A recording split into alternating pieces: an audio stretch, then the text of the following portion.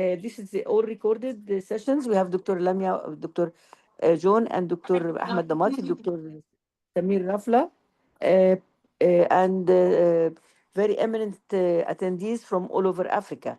Dr. Rania Samir is going to share with us a case which was, she was the operator with me and Dr. Muhammad Said at Shifa Hospital. Dr. Rania is a professor of cardiology, consultant of electrophysiology at Ain Shams University, and I call her the princess of EP.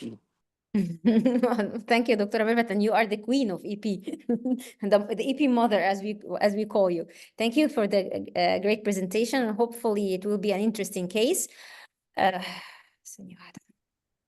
Okay. Our patient is a male patient who has he's age 60 years of age. He's not diabetic or hypertensive. He had a mitral valve replacement with mechanical valve prosthesis back in 2019. I don't know actually why was it for mitral regurg or mitral stenosis. He didn't state it. He had a previous ablation of CTI-dependent atrial flutter back in Libya in 2021. And excuse me? Okay. Go ahead, Rania. I will mute the microphone. Okay. And he Go had ahead. later on Was a after Libyan this, patient. he was a Libyan, yes. He was a Libyan patient, and he had an ablation of CTI-dependent atrial flutter back in Libya in 2021. But after this ablation, he had a history of recurrent attacks of persistent atrial fibrillation. The last one was terminated with DC shock after transesophageal echo. His echo showed mild paravalvular leakage, and I think we had the consultation of an eminent congenital cardiologist, and he said, no. He had a mild paravalvular leakage. His echo showed an ejection fraction of 58%, and his left atrium was dilated with 50 millimeter. And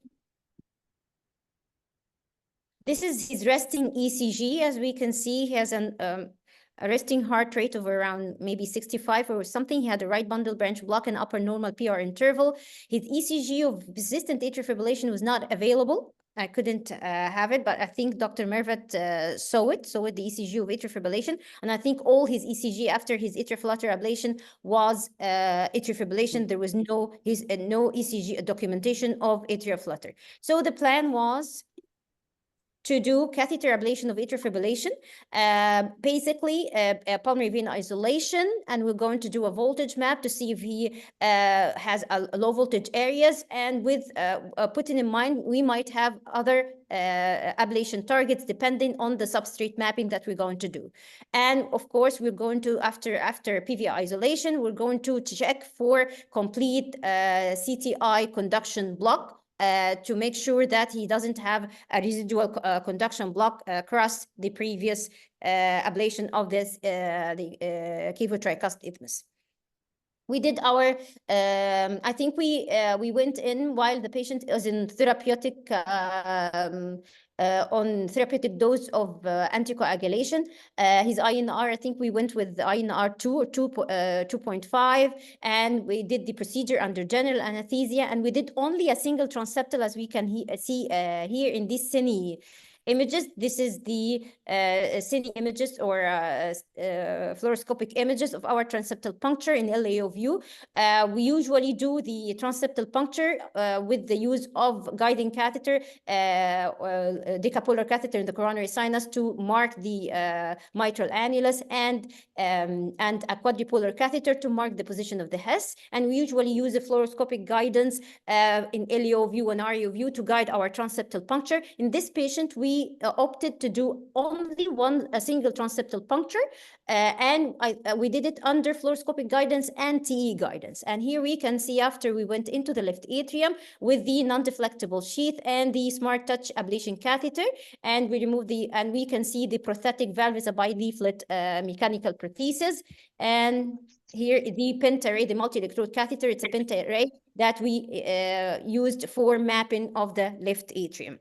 And during our, then we decided to do both an anatomical and a voltage map because this is a patient who had a valvular heart disease and he has a prosthetic valve. So we anticipated an involvement of the substrate of the left atrium. So we decided to do a left atrial voltage map created by the pentaray catheter. And in patients with prosthetic valves, we usually tend to use fluoro more in order not to get the multi-electrode catheter or the mapping catheter into the prosthetic valve. And also, we used a lot of RAO to see the orientation of the catheter in relation to the prosthetic valve. And as we can see here, this is the voltage map of the left atrium. We know that the cutoff values for normal voltage in left atrium is above 0.5 millivolt. And we can see here that the left atrium has a normal voltage. There is decreased voltages in the distal pulmonary veins, and it's expected. But still there is normal voltage at the ostium and the proximal parts of the pulmonary veins and the carina.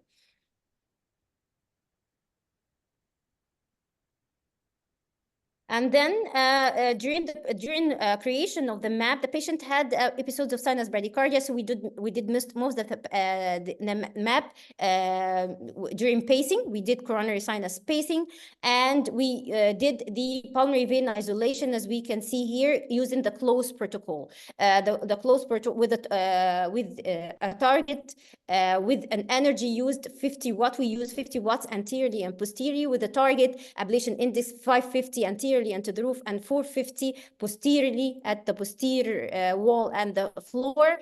And we don't usually do coronal lesions unless we have, after a complete isolation of the vein, if we have a recording inside or a AGM's recording within the carina, we usually do coronal lesions. And we usually do an interlesional distance of less than 5 millimeter this anteriorly and posteriorly. And of course, at the end of the pulmonary vein isolation, we ensured the complete isolation by entrance and exit block. But during the procedure of the pulmonary vein isolation, we noted that the patient goes spontaneously into atypical atrial flutter, and it was rather stable with a cycle length of around 400 milliseconds, as we can see here in this intracardiac recording obtained from the coronary sinus catheter that is depicted in green. And we can see here that the patient had an atrial tachycardia or atrial arrhythmia with one-to-one conduction, and later on we can see that it has variable AV conduction also.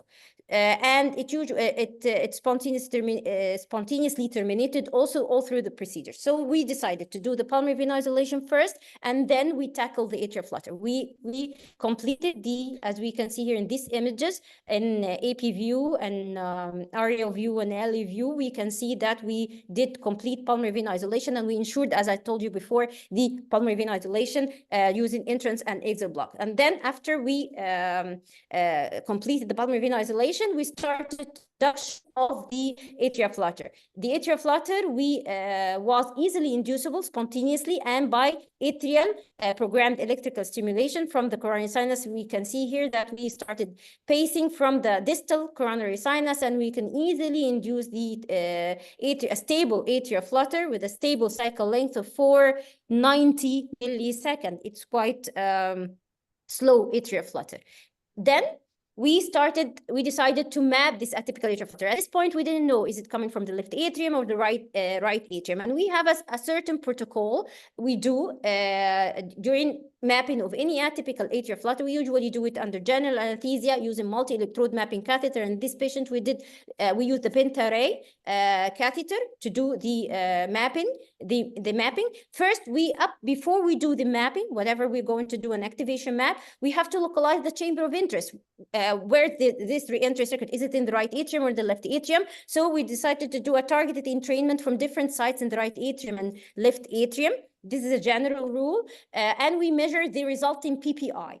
In right atrium, we usually, in any atypical atrial flutter, we start with entrainment from the CTI, cavotricuspid, proximal coronary sinus, right atrial appendage, lateral right atrium, interatrial septum, and sometimes also the posterior right atrial wall. In the left atrium, we usually do multiple entrainment from the distal coronary sinus, left atrial appendage, posterior wall, roof, and septum. And we measure the corresponding PPI, and we see where's the shortest PPI, and this can localize the re-entry circuit. Is it in the right atrium or the left atrium? After we localize the re-entry circuit in which chamber, we do an activation map. And we usually do this activation map with the guidance of a 3D mapping system and a multi-electrode catheter like the Pentaray or the HD grid to identify the re-entry circuit or circuits.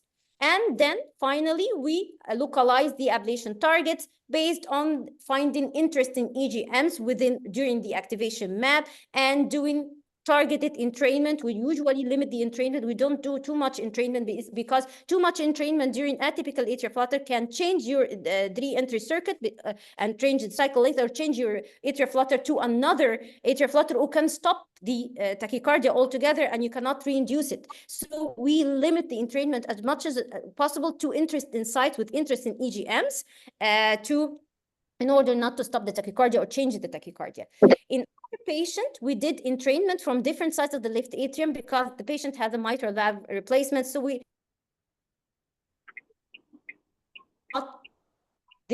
actually entrainment from the left atrium and the right atrium. Entrainment from the left side, we did from the left atrial appendage, posterior left atrial wall, and distal coronary sinus, as we can see here. If we can see in this fluoroscopic images, these are the catheters we used during atrial flutter mapping. Coronary sinus, decapolar catheter in the coronary sinus, the smart touch catheter, ablation catheter in the left atrium. Then we withdrew it in the right atrium, and a quadripolar catheter that was in the HIS, we put it in the lateral right atrial wall. And we started entrainment from the left atrium first, from the sites I said before, and this intra-AGM shows entrainment from actually the left atrial appendage. And we can see here, this is the recording from the coronary sinus during the atrial flutter. And this is the HIS recording or the recording from the quadripolar catheter in the lateral right atrium. And as we can see here, that the tachycardia was actually entrained at 480 milliseconds, which was the pacing cycle length.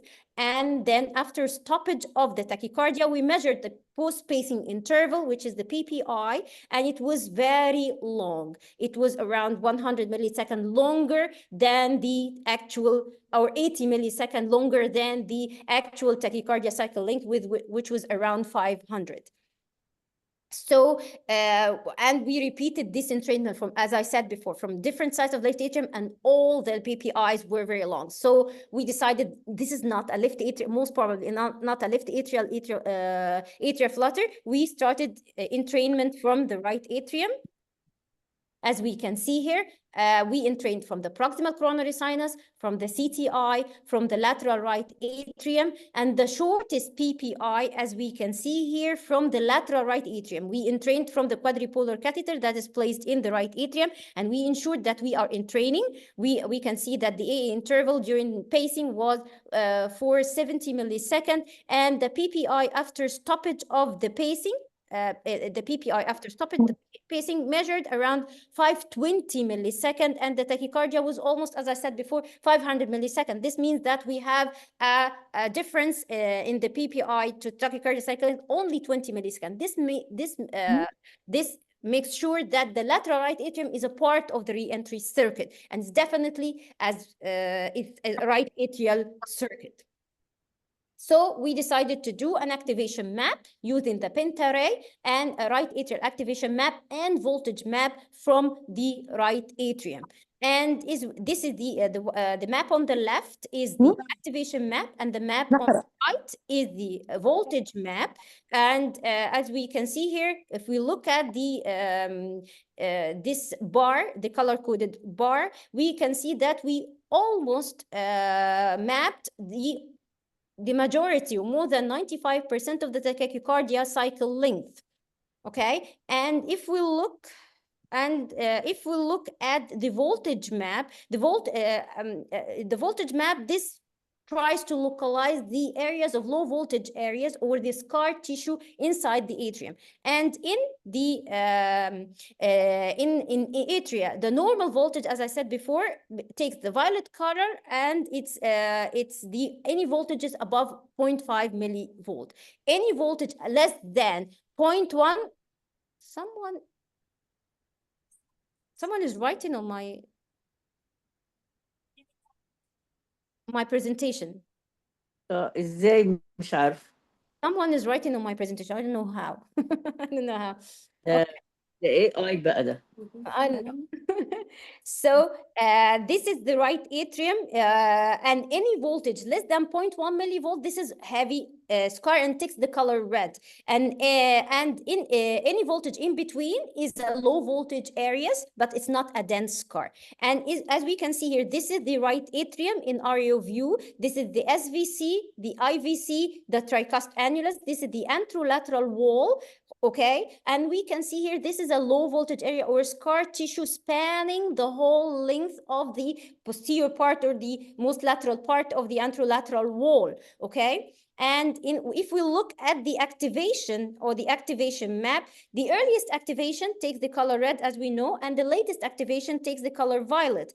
And we can see here, and I'll show you the propagation map later on, that the activation moves around the SVC in a circular manner. So we have one re-entry circuit that moves around the SVC and traversing the scar tissue. So this means that we have a gap within the scar tissue.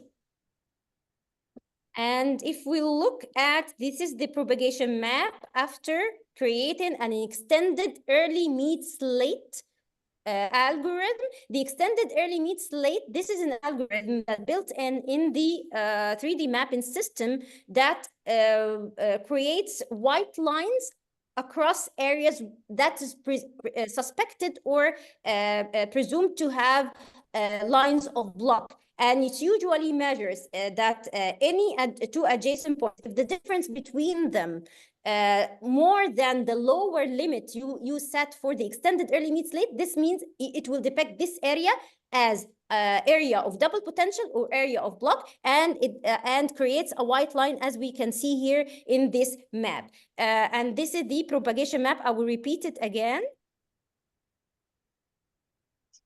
I'll start it from the beginning.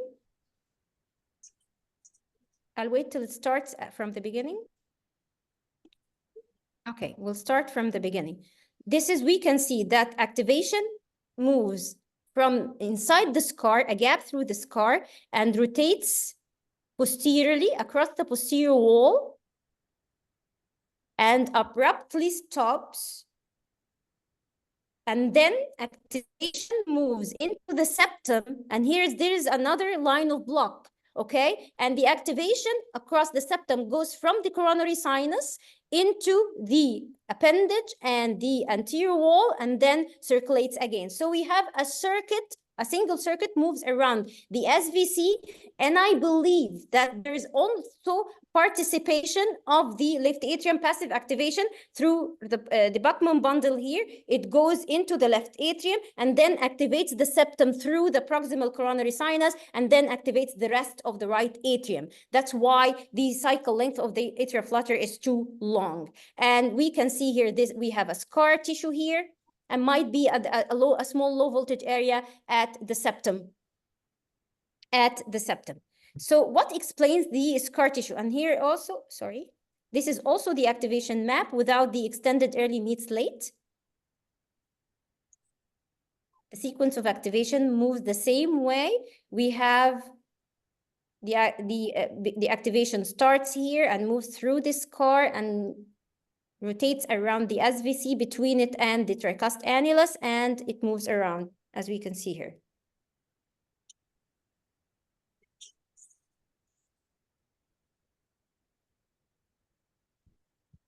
Okay, So what explains the huge scar in the lateral right atrium? We have to understand the patient has a mitral valve replacement, and sometimes the surgical axis during mitral valve replacement differs. We usually have 3 different axes for a mitral valve replacement. 2 of them utilizes the lateral wall of the right atrium. The first approach is the left atrial approach, and they do the surgical incision in the left atrium, vertical incision, left atrium between the interatrial. أنت جمعة بجمعة إيه كنا نعطيك جمعة 100 وجمعة لا مش نعمل هكاك جمعة بجمعة مريقل تعمل مريقل Please mute yourself, everyone. Please, مريقل audience, my audience, my nice audience, mute yourself. Go ahead, Rania.